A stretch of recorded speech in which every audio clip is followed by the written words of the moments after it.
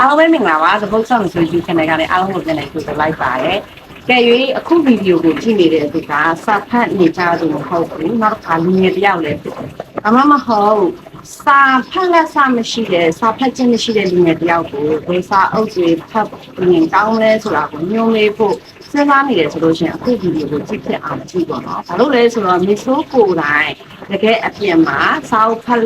်တဲ့အကျင့်မရှိတဲ့လူငယ်လေးတယောက်ကိုမျိုးစုကိုယ်တိုင်ပဲစာအုပ်တွေဖတ်တဲ့နေဆိုတာမျိုးကညှို့မိခဲ့တယ်။အဲဆိုတော့သူကိုယ်တိုင်လည်းဒီစာအုပ်တွေကိုဖတ်သွားတယ်။ဒီဆိုကဒီတော့ဒီဘယ်လိုစာအုပ်တွေကိုမျိုးစုကဖတ်ဖို့အတွက်ညွှန်ပြပေးခဲ့လဲ။သူကိုယ်တိုင်ရောဘယ်လိုစာအုပ်တွေကိုကြိုက်လဲ။အခုလောလောဆယ်မှာသူကဘယ်လိုစာအုပ်တွေကိုဖတ်နေလဲ။နောက်တစ်ခါဘယ်လိုစာအုပ်တွေကိုဖတ်ဖို့အတွက်ထပ်ပြီးတော့ရွေးချယ်မှာဖတ်ဖြစ်လဲဆိုတာကိုဒီနေ့ဗီဒီယိုမှာမျိုးစုကပြောပြပေးမှာဖြစ်ပါတယ်။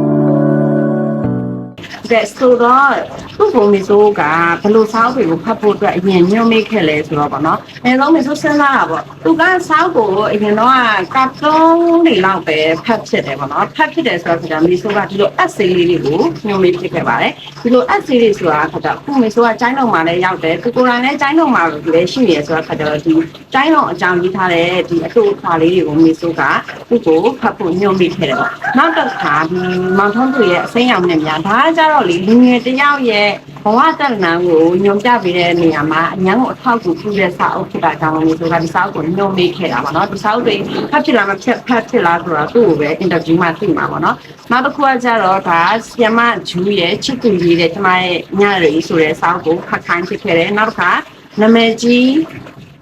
းလူငယ်တွေကြားထဲမှာနာမည်ကြီးတယ်ဒီဆရာတိုးဆောင်ရဲ့အကျဉ်းလူကြီးဆိုတဲ့စာအုပ်ကိုလည်းဖတ်ခိုင်းဖြစ်တယ်နောက်တစ်ခါစာရေးဆရာမဂျူရဲ့စုံလေးရက်နဲ့လမ်းလေးချင်းဆိုတဲ့စာအုပ်ကိုညွှန်မိခဲ့တယ်ဒါကိုညွှန်မိခဲ့တဲ့စာအုပ်တွေပေါ့နော်နောက်တစ်ခါ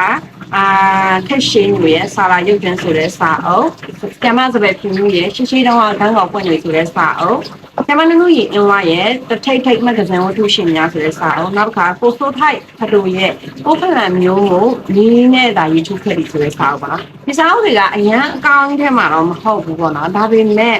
လူငယ်ကြိုက်တယ်မီဇိုးစီမှာရှိတဲ့စာအုပ်တွေလည်းဖြစ်တယ်နောက်ပြီးတော့ဖတ်ရတာအရန်မခတ်တဲ့စာအုပ်တွေလူငယ်တွေကိုလိုလကူကူနဲ့ဆွဲဆောင်နေနိုင်တဲ့စာအုပ်တွေပါဥပမာဒီတိုးဆောင်ရဲ့အကျဉ်းသူဒီစာအုပ်ဆိုလို့ရှိရင်လည်းလူငယ်ပြိတ္တတွေကြားထဲမှာအရန်နာမည်ကြီးတယ်ပါဆိုတော့မီဇိုးကသူ့ကိုလိုလကူကူနဲ့ပဲညွှန်မေးတယ်သူကိုယ်တိုင်လည်းဖတ်ဖြစ်သွားတယ်နောက်တစ်ခါဒီခစ်ရှင်ညိုရဲ့စာရာရုပ်ရှင်ဆိုလို့ရှိရင်လည်းတော်တော်နာမည်ကြီးတဲ့စာအုပ်ဆိုတော့ခကြမဆိုတာသူ့ကိုလိုလကူပဲညွှန်မေးခဲ့တာပေါ့သူဖတ်ဖြစ်မဖတ်ဖြစ်ဆိုတာတော့သူ့ကို interview မှာရမှာပေါ့နော်ဆိုတော့အခုသူကဘယ်လိုစာအုပ်တွေကိုဖတ်ခဲ့လဲခုလက်ရှိတော့ဘယ်လိုစာအုပ်တွေကိုဖတ်ဖြစ်နေလဲဆိုတော့သူ့ကိုခေါ်ပြီးတော့ interview လိုက်ရအောင်ဖတ်ကြည့်ပါဒါဆိုတော့အမကမောင်လေးကိုပေါ့နော်စာအုပ်တွေညွှန်မိခဲ့တယ်ပေါ့နော်ဒီအခုညွှန်မိခဲ့တဲ့စာအုပ်တွေထဲမှာမောင်လေးအကြိုက်ဆုံးစာအုပ်နဲ့အခုဘယ်စာအုပ်တွေဖတ်ဖြစ်နေတယ်ဆိုတဲ့အကြောင်းပြောပြီးနောက်ကအခုဖတ်သမျှစာအုပ်တွေထဲမှာပေါ့နော်ဘယ်စာအုပ်တွေဘောကြဆုံးနေဆိုတာနည်းနည်းမောင်မေးပြောပြပါအရင်ဆုံးကိုနာမည်ကိုလည်းမိတ်ဆက်ပြပါညောင်ရထုံးလုံးဒီကျန်းတော်ဝင်လာတော့ဟို3နှစ်လောက်တော့ရှိပြီ3နှစ်အတွင်းမှာတော့စောင်းမဖက်ပြတာတော့ကြာပြီငယ်ငယ်တော့လည်းမဖက်ခဲ့ဘူးခုနောက်ပိုင်းတော့မမေ့စေးနှုတ်ပေးထားတဲ့စောင်းတွေနည်းနည်းသွားဖက်ရင်းနဲ့ကိုယ်တိုင်ဝယ်ပြီးတော့ဖတ်ထားတဲ့စောင်းတွေရှိတယ်ပေါ့ဒါပေမဲ့မမေ့စေးညွှန်ပေးထားတဲ့စောင်းတွေတွေကမှဆိုလို့ရှိရင်သူစောင်းရဲ့သူဆောင်ဆိုတာဒီစောင်းကိုတော့ကြိုက်ဆုံးတယ်ပြီးရင်သူကဘယ်လိုလဲဆိုတော့ဇလန်းရဆိုလို့ရှိရင်လည်းသူကစိတ်ဝင်စားကြကောင်းတယ်ပြီးလို့ရှိရင်စုံရဲနဲ့လွမ်းလေးချင်းဆိုလို့ရှိရင်လည်းဒါခလုတ်ကောင်းတယ်ပေါ့လူငယ်ကြိုက်စာအုပ်တွေဘာကြောင့်ကြိုက်တာလဲပြောပြလို့ရဘာကြောင့်ကြိုက်တာလဲဆိုလို့ရှိရင်သူရဲ့ဇလန်းမှာပါဝင်တဲ့ချစ်ဇလန်းကိုပို့ပြီးတော့စိတ်ဝင်စားတာပေါ့ချစ်ဇလန်လေးပို့ကြလူငယ်ပြီးသူကတော့ချစ်ဇလန်လေးကြိုက်တဲ့ပုံပဲပေါ့နော်ဆိုတော့ဒါမှမဟုတ်သူ့ကိုညွှန်မိခဲ့တဲ့စာအုပ်ဒီစာအုပ်တွေထဲမှာလေသူမဖတ်ဖြစ်တဲ့စာအုပ်ကကိုဖတ်စေချင်တဲ့စာအုပ်ပေါ့နော်သူပြောတဲ့ပုံရဆိုရင်ဒီအစိမ်းရောင်နဲ့များဆိုလို့ရှိရင်ကိုကတော့ကိုသဘောရစာဖတ်တဲ့ရကြတော့သူမဖတ်နိုင်တော့ဘူးလို့တော့ထင်နေမဲ့ဖတ်ဖြစ်မလားဆိုပြီးညွှန်လို့ပဲသူအခုထိမဖတ်ဖြစ်ဘူးနော်ဒီစာအုပ်ကလေအတွေးမမပဲနဲ့ဖတ်ကြည့်ကြပါလူငယ်တွေအနေနဲ့လေကိုဘဝတက်လန်ကိုအများကြီးထောက်ကူပြုနေ စာအုပ်မျိုးဆိုတာထင်ပါတယ်ဆိုတော့အခုလောလောဆယ်ရောပဲစာအုပ်တွေဖတ်ပြီးသွားပြီလေကိုညွှန်းမေးတဲ့စာအုပ်တွေမဟုတ်ပဲねပေါ့နော်ဒီဟာတွေကရောဘာစာအုပ်ဖတ်တယ်ပြောပြပါ ခုလောလောဆယ်မှာတော့ဖတ်ပြတဲ့စာအုပ်တွေကတော့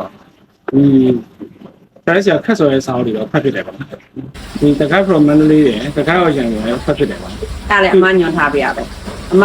ဒီစာအုပ်တွေကလည်းအမကသူ့ကို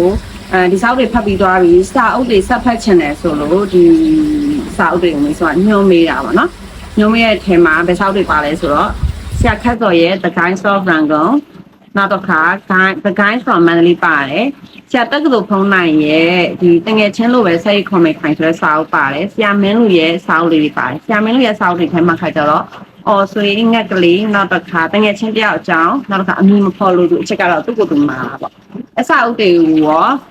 ဖတ်တာဘယ်ဟာကိုကြိုက်လဲပေါ့နော်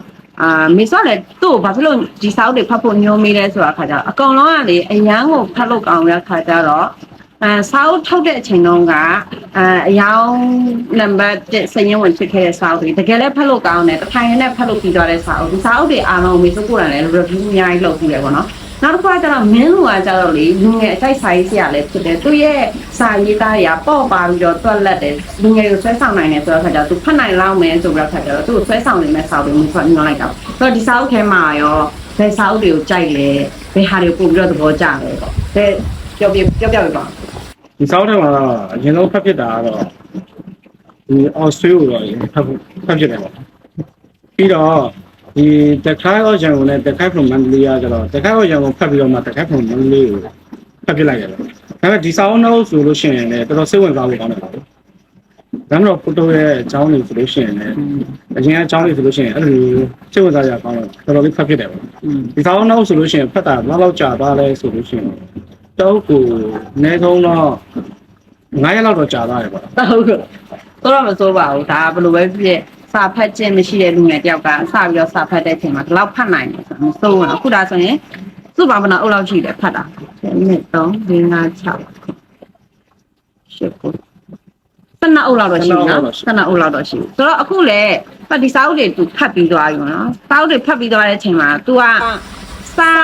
ဖတ်လာစားရှိသွားတဲ့လူတယောက်ကလေစာအုပ်ကိုဆက်ဖတ်ချင်တယ်။ तू ကပြောတာကနော်ထပ်ပြီးတော့ဖတ်မယ်ဆိုတော့ညှိုးမေးဆိုတော့မျိုးကသူ့ကိုစာအုပ်တွေကိုဖတ်ဖို့အတွက်ကိုထပ်ညှိုးမေးထားတယ်။အဲ့ဒါကအခုရောက်လာပြီဆိုတော့ဒီမှာပါ။ဘာလို့မေးဆိုလို့စာအုပ်တွေပါလဲ။မေးဆိုတော့ဘယ်လိုစာအုပ်တွေကိုထပ်ပြီးတော့ညှိုးမေးထားလဲဆိုတာကိုကြည့်ရအောင်။ကဲသူ့ဒါကတော့သူ့ပဲ unboxing လုပ်တာပဲ။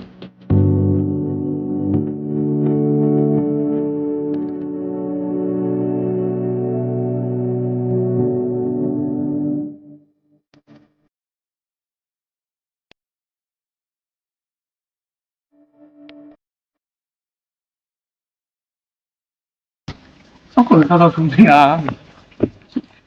ဟုတ်တယ်သူပဲဒါပေမဲ့ဟိုစာအုပ်ရဲ့အထူသွားအောင်မကြည့်နဲ့လေ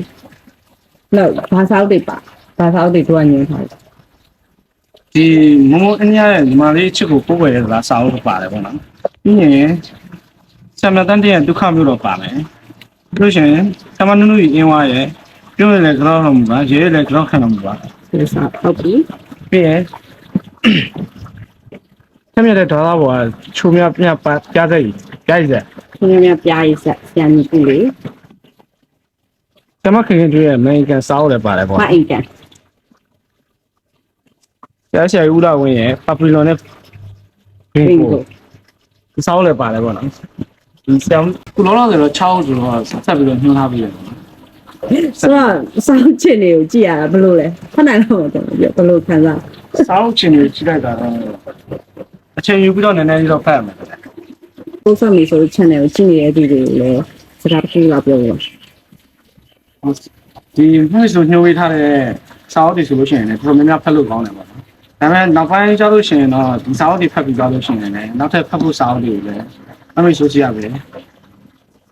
အချိန်ကြီးထပ်တောင်းပါဟုတ်ကဲ့ပါဒီနေ့မှာတော့မီဆိုကလူငယ်တွေအနေနဲ့ဘယ်လိုစာအုပ်မျိုးကိုဖတ်တင်လဲမီဆိုကိုယ်တိုင်လူငယ်တယောက်ကိုအပြင်မှာလက်တွေ့ချက်ဘယ်လိုစာအုပ်တွေကိုမီဆိုကညှိုးမေးခဲ့လဲဆိုတာကိုမီဆိုကဒီနေ့ဗီဒီယိုတွေမှာပြောပြခဲ့တာပါနော်တကယ်တမ်းတော့လေမီဆိုကဒီရောင်းအားနံပါတ်1စရင်ဝင်တဲ့စာအုပ်တွေနောက်တစ်ခါစာရေးဆရာကြီးဆရာမကြီးတွေရဲ့ကောင်းလား ကောင်းပိတ်ဆိုတဲ့စာအုပ်တွေမိဆိုကဒီကောင်းလေးကိုညွှန်းမေးခဲ့လို့ဒီစာရေးဆရာမတွေရဲ့အရေးသားကလည်းတကယ်ကိုဆွဲဆောင်မှုရှိတဲ့အတွက်ကြောင့်နောက်တစ်ခါတကယ်လည်းဖတ်လို့ကောင်းတဲ့စာအုပ်တွေဖြစ်တဲ့အတွက်ကြောင့်မလို့သူကလည်းဖတ်နိုင်တာပေါ့နော်အခုနောက်ထပ်ဒီ unboxing လုပ်တဲ့ဒီစာအုပ်တွေဆိုလို့ရှိရင်လည်းအထူးကြီးဒါပေမဲ့ तू ကတော့နည်းနည်းတော့လန့်သွားလောက်မယ်ပေါ့ဒါပေမဲ့ तू ဖတ်နိုင်မယ်လို့မျိုးဆိုတော့ယုံကြည်ပါတယ်